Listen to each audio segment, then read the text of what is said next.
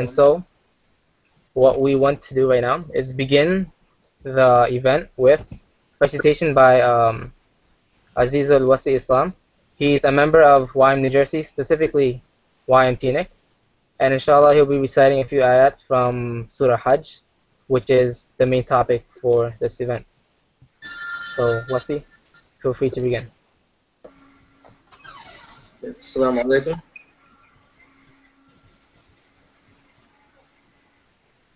أعوذ بالله من الشيطان الرجيم. بسم الله الرحمن الرحيم. إن الله يدخل الذين آمنوا وعملوا الصالحات جنات تجري من تحتها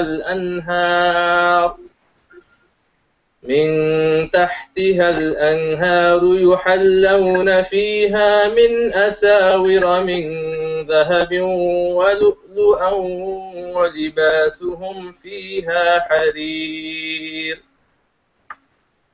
وهدوا إلى الطيب من القول وهدوا إلى صراط الحميد. إن الذين كفروا ويصدون عن سبيل الله والمسجد الحرام الذي جعلناه للناس سواء العاكف فيه والباد ومن يرد فيه بإلحاد بظلم نذقه من عذاب أليم. وإذ بوأنا لإبراهيم مكان البيت ألا تشرك بي شيئا وطهر بيتي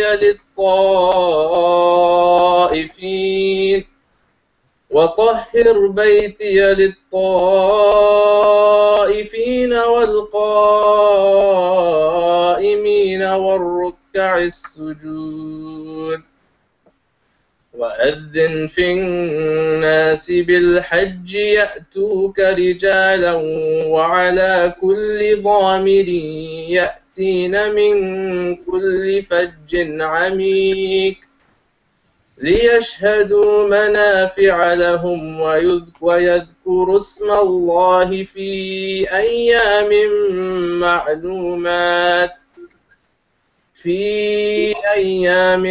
معلومات على ما رزقهم من بهيمة الأنعام فكلوا منها وأطعموا البائس الفقير ثم ليقضوا تفثهم وليوفوا نذورهم وليطوفوا بالبيت العتيق. ذلك ومن يعظم حرمات الله فهو خير له عند ربه. وأحلت لكم الأنعام إلا ما يتلى عليكم فاجتنبوا الرجس من الأوثان واجتنبوا قول الزور حنفاء لله غير مشركين به. ومن يشرك بالله فكأنما خر من السماء فتخطفه الطير أو تهوي به الريح في مكان سحيق. ذلك ومن يعظم شعائر الله فإنها من تقوى القلوب. لكم فيها منافع إلى أجل مسمى ثم محلها إلى البيت العتيق. صدق الله العظيم. Okay, inshallah, I'll be reading the translation. This is Surah Hajj from ayahs 23 to 33. Indeed, Allah will admit those who believe and do righteous deeds to gardens beneath which rivers flow. They will be adorned therein with bracelets of gold and pearl, and their garments therein will be silk. And they had been guided to good speech, and they were guided to the path of the praiseworthy. Indeed, those who have believed and avert people from the way of Allah and from Masjid al-Haram, which we made for the people, equal are the resident therein and one from outside. And also whoever intends a deed therein of deviation or wrongdoing, we will make him taste of a painful punishment. And when we designated for Abraham the site of the house, saying, do not associate anything with me and purify my house for those who perform tawaf and those who stand in prayer and those who bow and prostrate. And proclaim to the people of Hajj, they will come to you on foot and on every lean camel. They will come from every distant pass, that they may witness benefits for themselves and mention the name of Allah on known days over what He has provided for them of animals. So eat of them and feed the miserable and the poor. Then let them end their untidiness, and fulfill their vows and perform tawaf around the ancient house. That has been commanded, and whoever honors the sacred ordinances of Allah, it is best for him in the sight of his Lord. And permitted to you are the grazing livestock, except what is recited to you. So avoid uncleanliness of idols and avoid false statements. Inclining only to Allah, not associating anything with Him, and he who associates with Allah, it is as though he has fallen from the sky and was snatched by the birds, or the wind carried him down into a remote place. That is so, and whoever honors the symbol of Allah, indeed it is from the piety of the hearts. For you the animals marked for sacrifice are benefits for a specified term. Then their place of sacrifice is at the ancient house.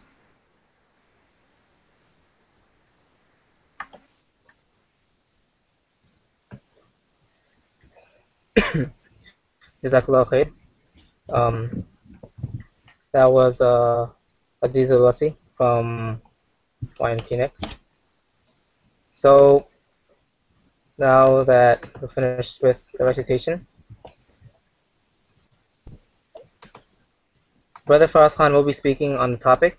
And just to give an introduction about who Brother Faraz Khan is, he's done a lot of social activism, and he's a thinker who has master's in liberal arts and a bachelor's degree in environmental geology.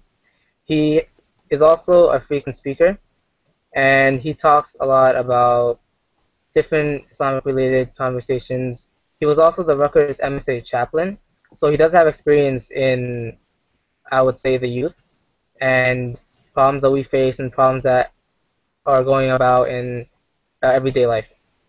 At the same time, he does have its own merits, of course. So he's pursued different studies in Qiraat, such as Warsh and Qanun, in University of Damascus in 2002. And he does attempt and does a nice job at helping the youth or in general the Islamic community in the area, such as building different MSAs and such, and helping us out. So without further ado, Brother Faraz Khan, you may speak. Assalamu alaikum wa rahmatullahi wa barakatuh. First of all, it's my pleasure to be here. This is a great effort. May Allah subhanahu wa ta'ala accept it. Again, intention is the basis of everything that we do.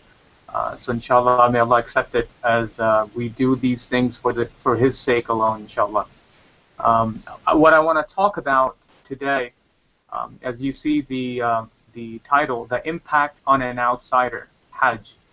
And so I'm not going to go into details about how to perform Hajj, but I do want to associate a few points, inshallah, in your mind about approaching Hajj as an outsider who's not there this year, but inshallah somebody who's going to be there, inshallah, one of these days. But before we get there, there's a certain level of training, there's a certain level of understanding, there's a certain level of knowledge, there's a certain level of inspiration, really, we need to have before we get there. Because if we do not have knowledge and we have action, that would be foolishness. That would be something that we would work on, really wasting a lot of our time, not getting the benefit or full benefit of the Hajj or any other pillars of Islam. So, inshallah, I want to talk about that for the brothers and sisters who are here with us today, as we have bid farewell to the Hujjaj who have gone for the pilgrim. So the first thing first, and that is you heard the beautiful recitation of the Quran, and I really want the brothers and sisters who are online, if you have any other windows opened up, or if you have texting coming in and going out, I think this is a time where you just stop it. This is the first lesson from Hajj, right? Where you need to focus. I need to focus. You need to focus. And if you're always distracted by these things, then what's going to happen is that, yes, there will be reward, just like the Prophet ﷺ said about Salah.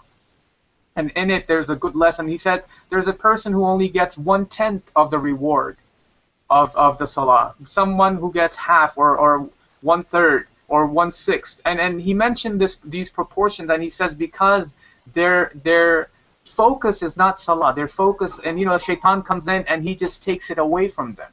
So we need to focus, and I know it's difficult in modern times with technology and everything else, but technology should be helping us.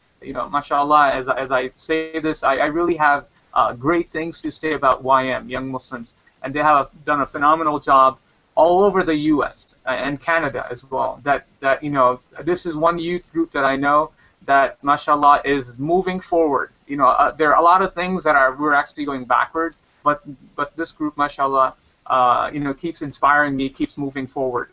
So what I want to talk about, inshallah, Hajj as an outsider, the impact that you have on your life.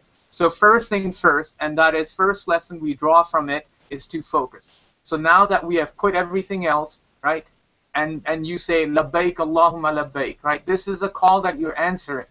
When the Quran is recited, it's not for the respect of the Qari that you stop from doing anything. It's not from the respect of brother so-and-so, his recitation and his tajweed and all these things. It's the respect and honor that you give to the book of Allah subhanahu wa ta'ala. Because in return, this shows the level of understanding and the relationship that you have with Allah. Because if the Quran is being recited and your heart is somewhere else, that's the position you're in. And we need to clean ourselves, inshallah, to be able to get to that point where, because the call is from Allah and we answer that call. So we need to be, inshallah, in that mentality, in that zone where when Allah subhanahu wa ta'ala invites us, وَلِلَّهِ عَلَى النَّاسِ حِجُّ الْبَيْتِ, that it is for the Allah subhanahu wa ta'ala, solely for Him. And this is what we understand, that this is one of the deeds, one of the pillars of Islam, where we're required to, once in our lifetime, just once in our lifetime, to show up. And this has everything from our deen that we have understood to be at the door of Allah subhanahu wa ta'ala. And one of the interesting thing about the Hajj, and I'll mention this and take this as point two, we talked about focus. Number two is that when Surah Al-Hajj, when Allah subhanahu wa ta'ala, He talks about Hajj, He doesn't really start by saying Hajj is important. He doesn't start by saying that you have to make Hajj. He doesn't start by saying that, the Sunnah of the Prophet and this is how you perform Hajj. He doesn't start this way. He actually starts by saying, Ya ayyuhan nas, ittaqu rabbakum. O humanity, have taqwa of your Lord. O humanity, have, be God conscious, have piety, taqwa, this word that keeps coming back and forth in the Quran, in the Seerah of the Prophet ﷺ, and inshallah, hopefully we would find it in our lives too. When people look at us and they said, this is a person of taqwa. People ask about how do you define that term. You can't really define that term. You have to see it in people. And when you see it, then you know that, alhamdulillah, this brother, this sister, they're striving, they're getting at some point where I need to focus and I need to get there as well, inshallah. So he says, ittaqu rabbakum, inna zalzalat as-sa'ati la shay'un 'azim, that the coming of the shaking of that day, of the quake that's going to happen on the hour that will come, the day of judgment, it is a great thing, right? It's a great, this is how Allah subhanahu wa ta'ala, He invites people in Surah Al-Hajj. He draws their attention. Why? Because we know that Hajj is something that is important, and it's a great reflection, and it's a great understanding of what's going to happen when the Sa'ah comes, when that appointed time comes, and everybody is going to get up, right? And they're going to have, you know, you have ihram that we wear, the white garment when we're on Hajj or Umrah. Guess what? When humanity, they would rise from their graves, they would also be wearing white, right? It won't be ihram. It's the kafan, right, that they put on, donned before. But all that will be gone when we get up from our graves, because we will be standing before our Lord naked, without anything. But the kafan that you go in, right, the body, that's white. That just reminds people, this is your ihram, and this is the state you're in, where you stand in before Allah subhanahu wa ta'ala, and then you're ready to go. So we have to understand that Allah subhanahu wa ta'ala, He draws our attention to something great, and He relates the Day of Judgment with Hajj. And there are many lessons for us to look into. But one of many lessons that we understand is that this is a great thing. This is not something small, and that is one of the reasons why He has it as one of the pillars of Islam. So, standing, sitting, listening here, what can we do? After being focused, after understanding that this is Hajj that we should be striving for, we should have intention for performing Hajj. We also should have, intention is not something that you say, oh, I intend to perform Hajj. Intention is something when you get serious about something. It's not something that, people say, oh, yeah, that thing, it's going to happen one of these days. Intention is where you really put your money where your mouth is, literally speaking. And how do you do that? By saying, you know what, I have $200 saved this year, or I have $500 saved this year. I'm going to save $500 more, or $1,000, or $5,000 by next year, and I'm going to perform Hajj. And that's how you become serious people. That's how, again, we've talked about put your money where your mouth is. That's how you become individuals who are going to do great things in your life, and inshallah inspire other people by doing that. But if we're simply people, wishy-washy people, right? Oh yeah, Hajj, oh yeah, Ramadan, I eat, that's great. I gotta go to the meetings. Oh yeah, that's just great. Sheikh so-and-so is coming. Oh, I've heard so many lectures. If you're in that mode, you'll never get to that point where we need to be, inshallah, in terms of our religiosity, in terms of not just being inspired, but also being an inspiration to other people. And that's really what it is. A person of belief, a person of faith. I've heard, Princeton University is right next door here. And we have heard great, scholars at Rutgers University. There are many people who teach Islam. Many of them are non-Muslims. One thing that I could guarantee, and I could tell you this about people who are teaching Islam and who are not Muslims, is that they will never inspire you as a Muslim in terms of your faith. Faith would only come from a person of faith. If you're going to sit down and you're going to, great civilization on Islam, you could hear that lecture, and the lecture would be awesome, right? But you're not going to be inspired by and doing something great, becoming somebody who's going to get up and wake up for Fajr prayer. You're going to have that faith when you are with people of faith. So, inshallah, what we need to do, again, and this is a reminder from Hajj, the impact on an outsider, is that we need to be with people, those that are going to be performing day and night the remembrance of Allah subhanahu wa ta'ala. Kunu ma'as sadiqeen. This is what Allah subhanahu wa ta'ala said. Be with those people who are truthful people. So, the next point I want to mention about Hajj, inshallah, Allah subhanahu wa ta'ala, when He mentions about these rituals, and this is what we have to do. Rituals have a important understanding, and rituals have a function in our lives. But we also have to understand that there's a deeper meaning behind these rituals. And this is very clear in Allah, when Allah subhanahu wa ta'ala, He speaks to us. He says in the Quran, لَن يَنَالَ اللَّهَ لُحُومُهَا وَلَا دِمَاؤُهَا وَلَكِنْ يَنَالُهُ التَّقْوَى مِنْكُمْ. That neither blood nor the meat from the sacrifice that you do, qurbani, or Yamun Nahar, when you sacrifice a goat or a camel, none of this is going to reach Allah. The blood and the meat, you see it on the ground. It hits the ground. It's not going to reach Allah. But what reaches Allah is the taqwa of a person, is the piety, is the reason behind performance of that obligation. It's the reason behind You look at it, you perform it, other people see it, oh yeah, he just performed, he's gonna distribute some meat, he's gonna eat some meat, he's gonna have some barbecue, right? That's how people look at it. It's a big barbecue. But Allah subhanahu wa ta'ala, to him reaches what's in the heart. What's in the heart. And that's what we should recognize about our deen. Our deen is both the spirit and then also the structure that it comes with it. The message, the word also. They're both important. And on Hajj, what you'll find is people coming, gathering to a place. And I remember just so beautifully put by Brother Khalid Latif. He talked about Hajj, and he went on a few years ago. And he said something so beautiful about how everybody there, they look different, from Africa, from Egypt, from Europe, from China, all these brothers and sisters coming together, wearing the same garment, saying the same statement, labbaik Allahumma labbaik, labbaik la sharika laka labbaik, innal hamda wan ni'mata laka wal mulk la sharika lak. All stating the same thing and really going towards the same goal, right? Literally walking towards the same path. Everybody's focus is Hajj. Everybody is there for that one reason. Everybody wants to be that individual that Allah subhanahu wa ta'ala accepts their dua and accepts from them all their deeds. But he says, all these people, they're going to be there for a few days. And that diversity that is there of color, of food, of cultures, of languages that are being spoken, they will all go back to their respective communities. Right? Different communities.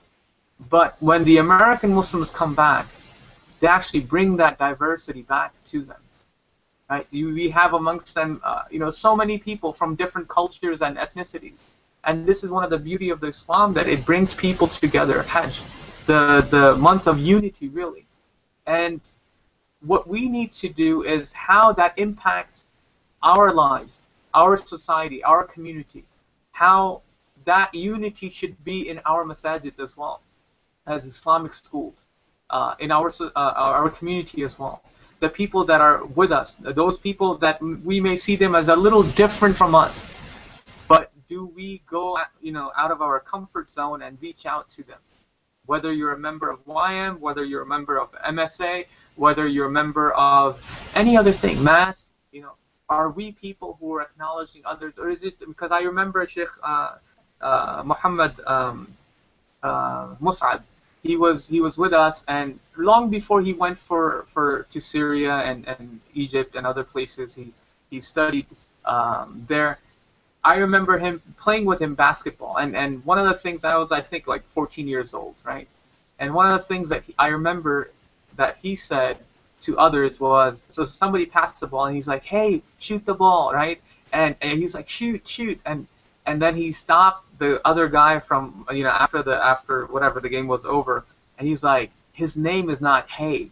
If you don't know his name, find out his name, but don't call him Hey, and that's not the relationship that Muslims have with each other, and to me that was just like remarkable, right? That, this brother or sister that I know, or I've seen, or I constantly see them, where is that unity? Where is that understanding that we have to reach out to one another? So Hajj is something beautiful that reminds us about brotherhood, really brotherhood, what it means to have a brotherhood. How and the way to know people is the way to know their interests, the way to find out what they like and what they dislike. Many people, they live their lives and all that they care about is what I like, how I like to spend my time, who are my friends, and what's the best use of my time, right? It's me, myself, and I. That's the syndrome. And they never figure out, and then I'll ask many of you here, okay, this is a pop, quiz question. What do your parents enjoy the most? Right? Was it the book, newspapers, watching a play, movies, right? What is it that they enjoy the most? What interests do they have? Right? What type of, who are their best of friends? All these things, that's somebody, a person who's engaged and thinking about others. if you don't know the what type of food that they like to eat, and what type of food they don't like to eat.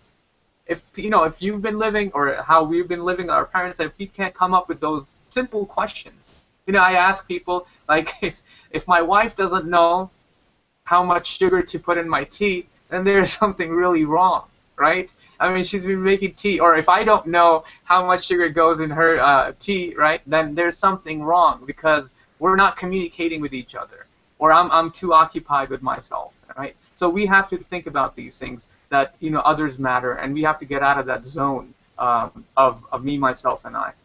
So Hajj is a beautiful month of reminding about others, caring about others, and by doing that, we actually develop a relationship with Allah Subhanahu wa Taala, and that relationship, it starts in Islam, the principle is this. In the Quran, you will always find it true, always. Okay, this is a principle in Islam that that you will, in terms of your relationship with God, Allah Subhanahu wa Taala, you would find it to be true in the Quran. Allah Subhanahu wa Taala says, "Ya ayyatuhan nafsul mutma'inna, irji'i ila rabbik, radiyatan mardiyah, fadkhuli fi ibadi wadkhuli jannati." He said,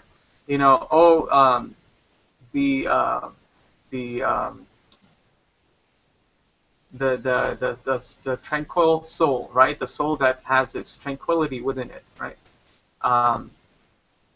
Return to your Lord.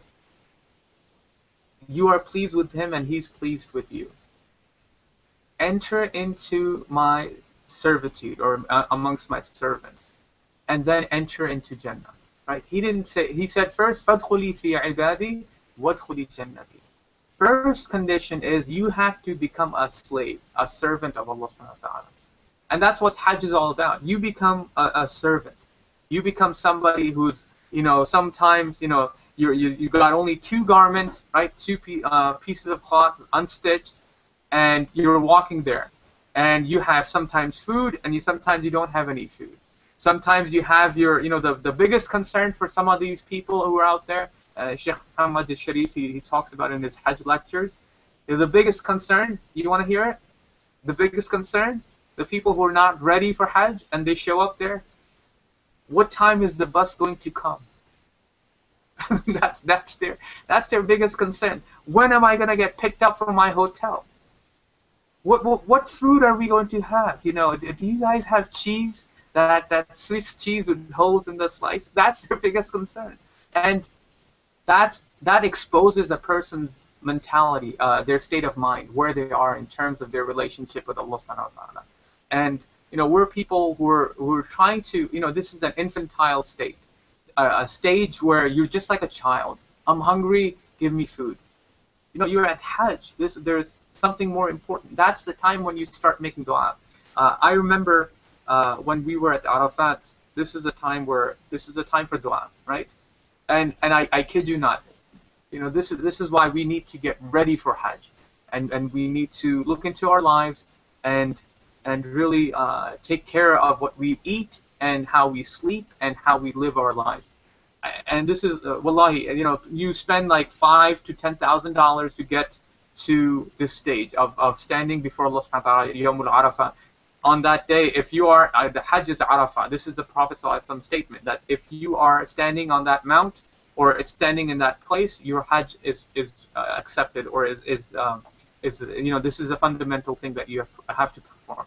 And literally, because people had eaten, right, twice their belly size, they, a good number of the crowd, and it was hot, and people didn't pay attention as to what they were doing, so they started eating. There wasn't anything else to do.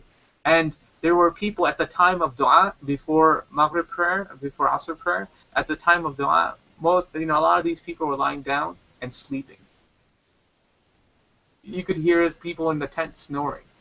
And while people are making dua out loud. And that's just, waste of time for some of these people. But, this is what it takes for Hajj, to people to be ready, inshallah. Because Allah Subhanahu wa Ta'ala, He mentioned to us that we have to get to a certain level, and this is through Hajj. Inshallah, Allah Subhanahu wa Taala would pick us up, would through these blessed days that Allah Subhanahu wa Taala He's talked about in Surah Al-Fajr, وَلَيَالٍ عَشْرٍ وَالشَّفْعِ وَالْوَتْرِ. وَاللَّيْلِ إِذَا يَسْرِ. He talks about these things, that these are the days that where Allah, the most beloved days to Allah subhanahu wa ta'ala. So the point that I was mentioning about the condition that you would find in the Quran is that you have to take the first step in your relationship with Allah. That's, in tansurullah yansurkum. If you help the cause of Allah, then He would help you. Right? Not the other way around. He would always help you. He's always there for you. As He mentioned, Ya ayyuhalladhina amanu uzkurullaha, Ya ayyuhalladhina, forgetting the ayah. Fadhkuruni adhkurkum. Subhanallah. Fadhkuruni adhkurkum. Remember me, and then I shall make mention of you. Right? Fadhkuruni. First, remember me. You have to take that step. And this is what we have to do. We have to take that first step. Inshallah and mashallah, many of you who are here, you've taken that step.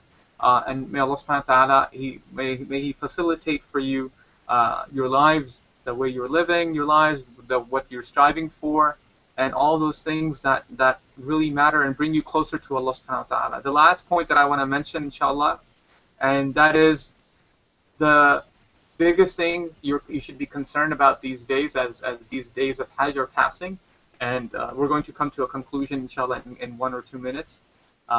Take care of yourself. Before anything else, take care of yourself, and that means take care of your heart. Take care of things where taqwa resides.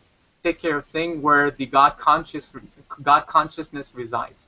And this thing is going to be attacked. And now the Prophet ﷺ, he mentioned that in your body there is a piece of flesh. If that's taken care of, if sound, then everything, all the limbs and all the body parts are going to be sound. And if one is putrid, right, bad, foul, then all the limbs and thoughts and all that you gather in your body is going to be putrid. And that is your heart. And that is the place where he says taqwa is going to be. And how could a person defile that piece of flesh? By doing things that are haram, by watching things that are haram, by listening to things that are haram. So we have to be God conscious people by acknowledging that Allah subhanahu wa ta'ala has set certain limits. And this is a reminder to myself and to you that while people are performing Hajj, we should be in a state of Hajj already. We should be in a state where, as if we're on the Mount Arafah, asking Allah subhanahu wa ta'ala for dua. We're in a state where we're, at Muzdalifah, standing before our Lord, spending some time making the dhikr of Allah. We're in a state where, as people are sacrificing their animals, we're in a state where we're sacrificing, our time, our money, our effort for the sake of Allah subhanahu wa ta'ala. So with that, inshallah, jazakallah khair, thank you for listening. May Allah subhanahu wa ta'ala accept it from all of us, inshallah. And once we get to Allah subhanahu wa ta'ala on that day, when we would all be standing before Him, that may Allah subhanahu wa ta'ala accept our deeds, and may He judge us by the best of our actions and not the worst of them, and may He forgive us and have mercy on us, and may He accept all that you are doing there, and the YM and all the effort, inshallah. قولوا قولي هذا واستغفر الله لي ولكم ولسائر المسلمين والمسلمات. السلام عليكم ورحمة الله وبركاته. Jazakallah khair, Brother Faraz. We will be opening up to question and answer session right now. But before I read off the first question, please remember that you can subscribe to the YM YouTube channel, and the option is right above the video. So please hit subscribe. And also remember that this is the lecture of the month. So we do have basically a pattern. Every single month, inshallah, we'll be having a different speaker talking about a different topic. And this month, the topic was, due to the timing, about Hajj, and that is why Brother Faraz Khan is speaking. So you still have time to send any questions if you have any. But for now, Brother Faraz, we do have a question by a brother who's asking, is it recommended to get married and then go for Hajj, or should one perform Hajj as soon as he can afford it? There's, a lot of these fiqh questions I try to refrain from. That's not my field. But I would mention that this is something that we know from our deen. Hajj, when it's due upon a person, when an individual could perform it, the Prophet ﷺ mentioned to have to hasten for Hajj if you have the ability. and you know, and it differs from person to person. A person may need to get married, and maybe it's the time to get married and not the time to perform Hajj. So you know, we can't twist somebody's arm and give them the fiqhi opinions of people. So it's really about an individual and individual case scenario. So, and they do differ. So this is a general thing. So I would leave it open as such. Okay. Due to the timing, I'll only say two more, inshallah. If you do have another question, you can send it and we'll reply onto the event page. But the next question, Brother Faraz, is you spoke of a mentality that us youth tend to have in terms of Hajj. What would be the best way to remove this mentality? Um, It's not. sure. I think in America there's so many distractions. In the Muslim world, I think it's a little bit different. Maybe not a lot, but you know, you literally you see people from your neighborhood. You see like all these advertisements. Maybe perhaps people performing Hajj, but you know, it becomes into like a center. And here, you know, you have what was it, Steelers versus Bengals, right, going on right now, and they said the World Series is going on, maybe perhaps, right? So this is a time where there's so many distractions, and in order to focus, you have to find, and this is what I find true with myself. Unless I'm with people of faith, you know, you can't have faith. Faith is something, you know, goes up and down because the company that you keep. So if we have the right type of company that we really need, YM is a great example, MSA is a great example. We need to find these individuals. We're going to be there, inshallah. So that's one thing that I would emphasize. Find people who are willing to wake you up for Fajr prayer.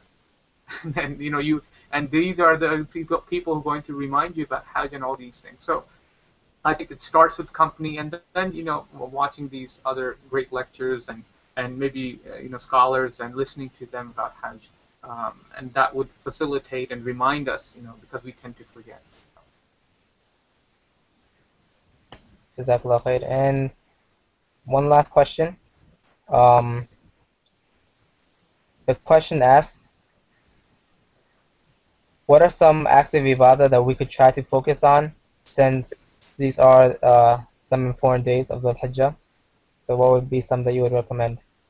Um, Great question, and all of these questions are really great. Um, I think this is the time of Hajj, as people are going to perform Hajj. We know from the sunan, or the you know, ways that are to getting closer to Allah subhanahu wa ta'ala. They're worship that relates to your body, right? Which is, for example,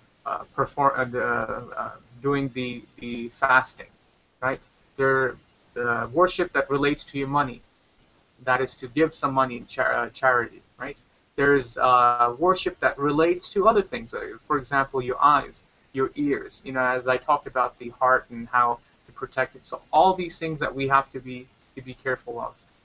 We have to be vigilant and on guard. And then there's not just this negative impacts that we could avoid, but also gaining the positive acts and positive impacts as well. So deciding on, let's say we need this time of the year, if I haven't been able to make Fajr, or I haven't been able to make Isha, I'm going to do it in Jama'ah. I'm going to go to the masjid. You know, these are the things. Masjid is a place where you find the zikr of Allah, right? Going back to the book of Allah, reading the Quran. One of the things that I used to do and helped me is that I keep a mushaf where I am, usually in my car, in my rooms, where I sit. I have a mushaf. Every time I glance over it, I have, you know, I try my best to pick it up and just read like 3 ayat, or read a page. And that's all I do. I read a page, and it takes, you know, 2 minutes, and put it down. And then I do my other work. At work, you know, maybe in the first time you start off at, you know, college, you know, when you're starting. But doing these little things, inshallah, they would add up, and we would gain that nearness to Allah subhanahu wa ta'ala. So these are some of the things that I mentioned, and you probably know, you know, better, and doing more things, inshallah. So making a list and making a habit, inshallah, of doing these little things.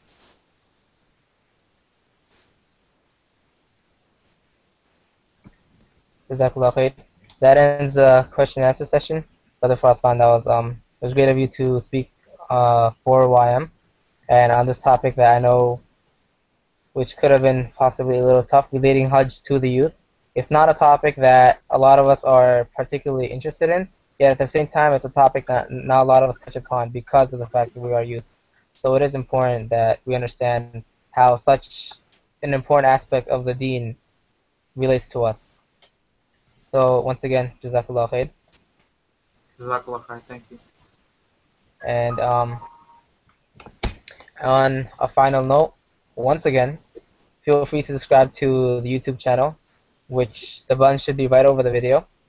And if you have any questions on the talk, feel free to send them to the YM Facebook page, or once again to questions@ymsite.com. And I did say that this is a pattern basically where we will be having a different lecture every single month. So if there is a topic that you're particularly interested in, feel free to send that request of what topic you are interested in learning about to the YM page on Facebook, or to our Twitter, or to, once again, the same email, questions@ymsite.com. And inshallah, we'll make our topics based on what the audience wants. So, Brother Faraz Khan, Jazakallah khair once again for the talk. And Hafiz Lasi, thank you for reciting. So, in conclusion, the dua is سبحانك اللهم وبحمدك أشهد أن لا إله إلا أنت أستغفرك وأتوب إليك بسم الله الرحمن الرحيم والعصر إن الإنسان لفي خسر إلا الذين آمنوا وعملوا الصالحات وتواصوا بالحق وتواصوا بالصبر. This video was recorded and you can find it on the YM page, the channel on YouTube. Assalamu alaikum wa rahmatullahi wa barakatuh.